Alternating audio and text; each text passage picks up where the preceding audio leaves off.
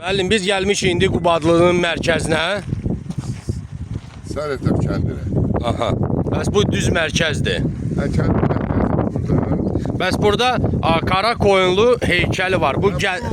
Burada Aha. bizde illerle bu vardı. Daha doğrusu bu iki taneydi. Bizim şerefsiz Ermeniler yaparım.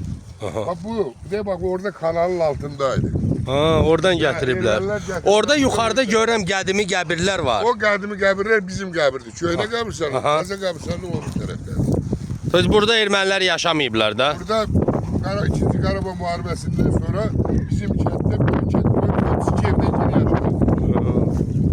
Söz получается bu qara qoyunların vaxtınca olub da. Tədə nə valla kəndin tarixi mən tarixçi deyiləm. Bu bilə bilmərəm. Naxçıvan xanlığı olub. Если Zəngəzur, значит ya bura Qarabağ xanlığına düşür ya Naxçıvan xanlığına, amma Zəngəzur, şərqi Zəngəzura düşdü. Kəmrəmən, bu ora mağaza olub. Əmmin yoldaşı mağaza işləyirdi. Ermənilər onu uşaq bağçası idi. O da əmimin eviydi. O üstü Açınkov şeydi, sonradan söktüler. Bak o evin üstü gir yaşaydı. Söktüler.